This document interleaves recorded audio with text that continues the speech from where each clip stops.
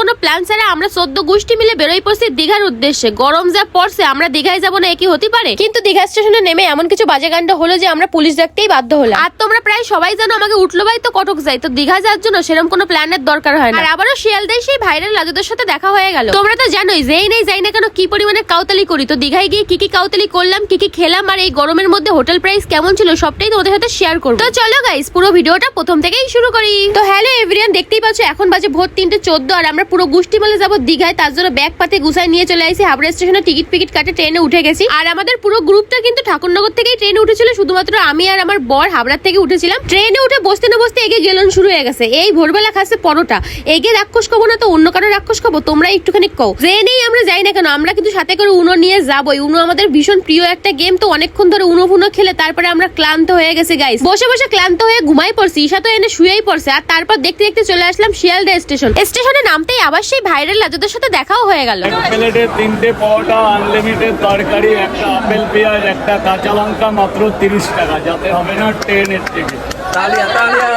রাজুদার কাছে ওনার ভাইরাল ডায়লগটা শুনে স্টেশন থেকে বেরিয়ে আসলাম। এখন ধরবো বাস, আর বাস ধরে যাব হাওড়া। কিন্তু তার আগে এত সুন্দর সুন্দর ফল বিক্রি হচ্ছিল এখানে, কি আর বলবো, লোভ লাগছিল দেখে। তারপর ভাবে দেখলাম অত লোভ করে লাভ নাই, খায় দেয় যদি হাগা পাই যায় তখন যাবানি কনে। তাই বাসে উঠেই বসলাম। আর হাওড়া ব্রিজের এই জায়গাটা এত অ্যাস্থেটিক একটা ভিউ আসে, কি যে দারুণ লাগে কি আর বলবো। যাই হোক তারপর পৌঁছে গেলাম হাওড়া স্টেশনে। আর তোমরা তো প্রায় সবাই জানো আমাকে উঠলো ভাই তো কটক যাই, যা গরম পড়ছে। 2-1 দিন ধরে দীঘা কথা উঠছিল, আর তার মধ্যে দাও আমরা বেরোয় পড়ছি। এই ক্ষেত্রে আমাদের ফ্যামিলিগুলোর প্রশংসা না করে কিন্তু পারলামই না। যাই করি না কেন প্রথমে 2-1 কথা বলার পর ঠিক কিন্তু সাপোর্ট করে। এই ভাগ্যটা কিন্তু অনেকেরই থাকে না। যাই হোক হাওড়া স্টেশনে আসার পর হয়ে গেল আরেক কাণ্ড।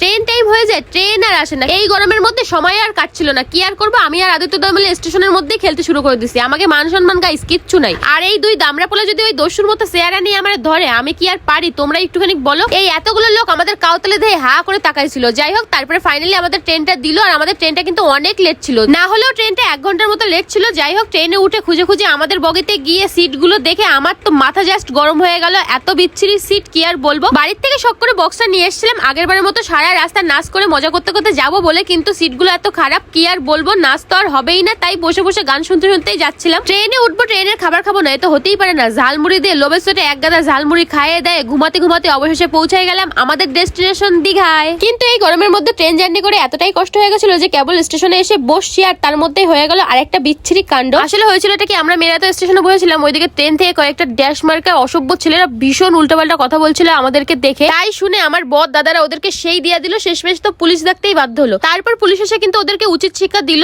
আসলে এদের মতো মেন্টালিটির মানুষজন সমাজে এখনো অনেক আছে, তার জন্য মেয়েরা কোনো জায়গায় সুরক্ষিত না। তো যাই হোক তারপর আমরা অটো ধরে চলে আসলাম আমাদের হোটেলের সামনে। আর হোটেলটা কিন্তু আমরা আগের থেকেই বুক করে রেখেছিলাম, যেহেতু এখন দীঘায় আসার সময়, তার জন্য কিন্তু হোটেল পাওয়াই যাচ্ছিল না, ভীষণ দাম চাচ্ছিল। আর হোটেলে এসে আমাকে এমন মরণের খিদে পেয়ে গেছিল, আগে খাইছি তারপরে হোটেলের রুম দেখতে এসেছি। রুমটা কিন্তু বেশ সুন্দর ছিল, আর দাম নিয়েছিল 1500 টাকা। এত কম টাকায় কিন্তু এখন পাওয়াই যায় না। আমার দাদা অনেক খুঁজে তারপরে পেয়েছিল। রুমে এসে একটুখানি রেস্ট নিয়ে আবার রেডি হয়ে নিয়েছি। আমাকে শরীরে যে তেল আর এনার্জি, বসে থাকার মানুষ তো আমরা না। সবাই মিলে আমরা এখন যাবো বিচে, তার জন্য রেডি হয়ে নিয়েছি। আর আমাদের কেমন লাগছে অবশ্যই কিন্তু কমেন্ট করে জানিও। আর হ্যাঁ, এই বছর এই গরমে কে কে দীঘায় এসছো, সামনে কার কার আসার প্ল্যান আছে এটাও কিন্তু কমেন্ট করে যেও। কি আর কব গাইস, হোটেল থেকে বেরোতে পারলাম না, এর মধ্যে আমাকে কাউতালি শুরু হয়ে গেছে। আমাকে কোনো কারণ লাগে না কাউতালি করতে, যে কোনো কারণে আমরা শুরু হয়ে যেতে পারি। এই ট্রিপে আমরা প্রায় সবাই এসেছি, কিন্তু কয়েকজন আসতে পারেনি, যেরকম তিতলিরা আসেনি, তনুকারা আসেনি, তো ওদের জন্য একটু খারাপ লাগছিল। আসলে হুট করে প্ল্যানটা হয়েছিল, তার জন্য নেক্সট বার যখন যাবো সবাই একসাথে যাওয়ার ইচ্ছা আছে। আর দেখতে দেখতে দেখো আমরা বিচের সামনেও চলে এসেছি। আর গাইজ এই হোটেলগুলো দেখে ভাবতেছিলাম কবে যে বড়লোক হবো আর এই হোটেলে এসে থাকবো। আমার অনেক দিনের ইচ্ছা এই হোটেলে থাকা। বিচের সামনের বাজারটা এসে আমার মনটা জাস্ট খুশিতে ভরে গেছিল। এত সুন্দর হাওয়া দিচ্ছিল, তার মধ্যেই বাবলস গুলো উঠছিল। আমরা তো দৌড়ে দৌড়ে ধরতেছিলাম, মনে হচ্ছিল একেবারে কচি বাচ্চা। এত দৌড়াদৌড়ি ঝাপাঝাপি করে পায়ে গেছিল জম্পের খিদে। এদিকে আমার বর আমার খাবার কিনে দিচ্ছিল না বলে দাও রাগ করে দাঁড়াইছিলাম খাবারের দোকানের সামনে। যাই হয়ে যাক না কেন, খিদে পালি আমার মোটে আর সহ্য হয় না। ওইখান থেকে খাওয়া দাওয়া করে তারপরে চলে এসেছিলাম সমুদ্রের পাড়ে। ওখানে বসে কিছুক্ষণ সময় হাওয়া টাওয়া খেয়ে তারপরে গেলাম আবার গিলতে। প্রথমেই চা খাই, তারপরে কাছে গোলা, কিরম কম্বিনেশন ভাবতে পারো।